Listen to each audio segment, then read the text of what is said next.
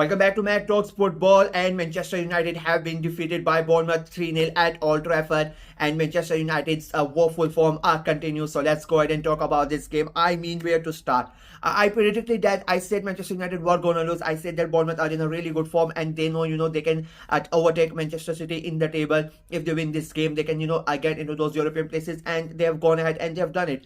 At Old Trafford, getting a win at Old Trafford, and it is not like they won 3-0. You cannot say like it was a stroke of luck or anything, but I full credit to Enola, the way he set up his team against Manchester United. He knew that they were going to go after possession, and that's what Amorim did. It was quite a good, a tactical masterclass, if I'm being very honest with you. The way that they pressed United, the way that they let them have the ball, but despite United having the ball, they really couldn't do that much because of the pressing of Bournemouth was on top level.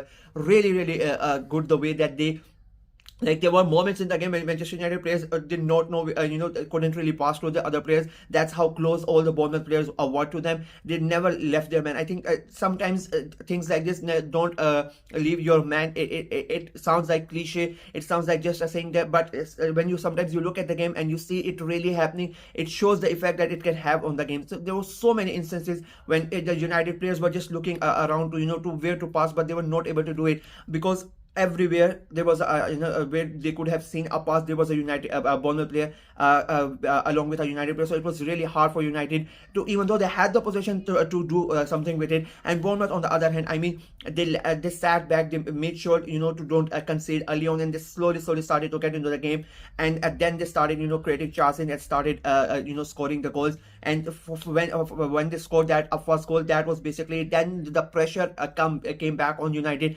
This is the problem with United at the moment, that whenever they go behind, the other teams, they sense it. It's like a domino effect is happening on Manchester United. The start of the game is it's on an equal basis, and the atmosphere is really good. It doesn't matter it's an away game or a home game. The atmosphere is really good at the start of the game, but as the game keeps on going and United are not scoring, are not taking the lead, or not playing not playing good, the pressure starts to creep up at the manager, between the players as well, and slowly the other teams starts to sense it, and that's what happened today. And then Bournemouth take the lead, and the moment they take the lead, I mean, you could just see the frustration, you could just see the pressure on the players and the managers, and you could see the groans around the stadium at Old Trafford. And of course, as an away team, as a team who has been playing really good, you sense that there's nothing better for you, that your opponents are, the entire stadium, the managers, the players, they are feeling down, and Bournemouth took advantage of that. They kept on going, and the chances that United created, like, I don't want to criticize, like, I don't know what Bruno Fernandes is doing. I don't really understand how United fans rate him. I have never rated him, if I'm being very honest with you. So many chances are wasted because of him, because he tries to take too many long shots. I don't understand what that logic is. Again, there was about 4 or 5 instances where United would create a chance, and the ball would be outside the 20 outside, like 20 yards, 25 yards, and Bruno Fernandes is taking long shots, and they're not even hitting the target. They're going up, wide, left, right, everywhere. And I think that is so frustrating. And then that guy is supposed to be your captain, and he does like that. Garnacho came close a couple of times. He was not able to do anything. Højlund had a really terrible game, if I'm being very honest with you. Like, he was barely visible in that game, and whenever he got the ball also, like, he also scuffed his shots wide as well. And then Mazurai goes ahead and gives away that penalty. I mean, what the hell was that? What a stupid tackle that was from Mazurai. He has been there, United's one of the best player in the season, but that was a horrendous, stupid tackle. Literally, the ball is going, and he knew, like, the moment the tackle was made, he knew that it's a penalty, because he's not saying it that he dives, he's saying that the tackle is outside the box, because he know how he fucked up.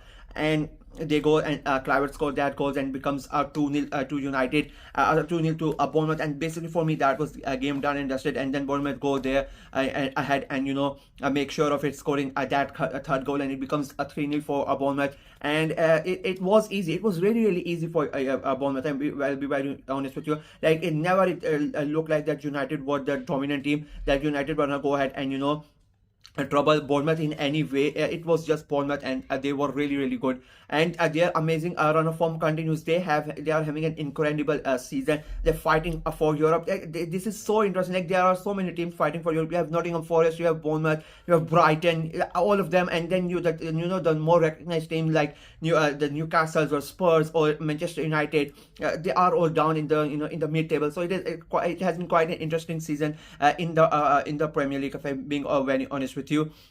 Sorry, my camera died. So as I was saying, because of how unpredictable the league is, it is looking really exciting. But United again, like I said, when Ten Hag was sacked, and I said in my prediction video before this game as well, I said that there are so many problems that United, that Amorim needs a lot of time to fix these things. Then as somebody, when you break the glass, it becomes so many pieces. And I think United are like that. A huge glass statue that has been broken into so many, like thousands of pieces. And Amorim needs to try to pick up all these pieces, and he needs to fix them together. And it is going to take them a lot of time. One of the biggest the pieces of that glass statue is Marcus Rashford, who I think is going to leave the club. And I think it is a really good thing that he leaves the club, because he has I think he has too much power at the club, and he needs to go.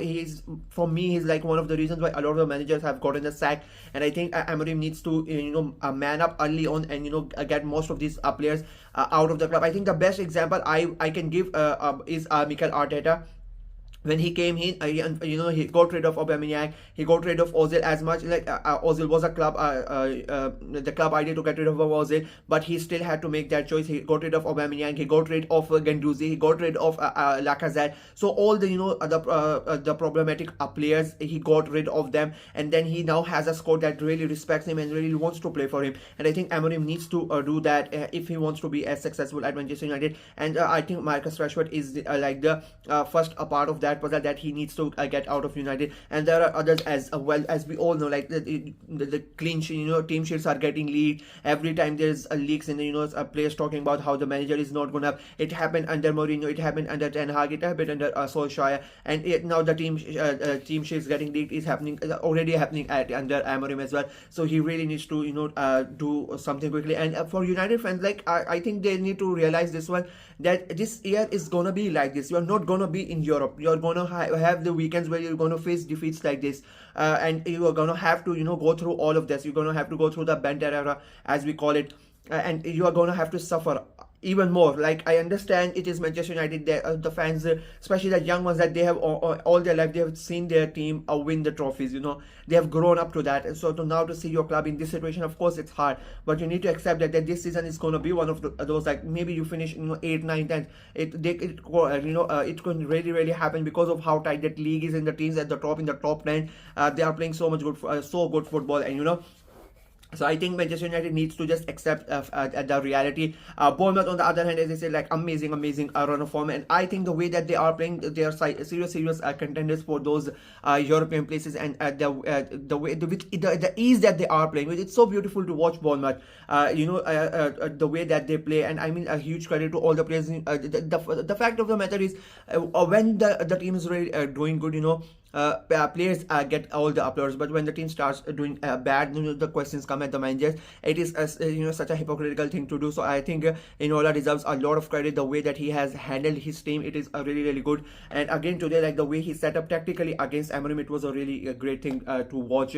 And I think now the other teams are going to be really wary of Bournemouth. I've said all along they are one of along with Fulham, they are the dark horses this season to somehow qualify for Europe. And if they continue playing like this, I think they are going to qualify for it. Yeah, that is it for me in this video. Let me know what you guys thought of the game, what you guys thought of United's performance, what you guys thought of Bournemouth's performance.